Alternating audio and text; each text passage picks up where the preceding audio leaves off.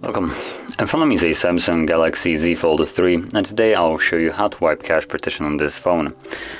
For this process we will need a cable that you connect to your computer, so now connect it to our device as well. And from here, let's just power off our device.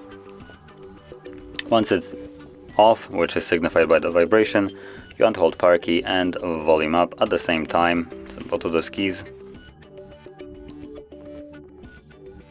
And you should be taken to the recovery mode, so in here you will need to use volume keys to navigate in order to select wipe cache partition and then confirm it with power key.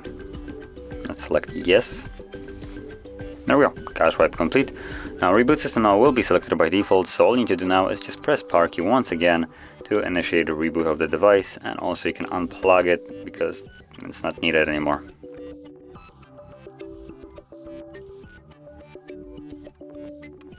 And there we go, as you can see we are now back in Android. So if you found this very helpful, don't forget to hit like, subscribe, and thanks for watching.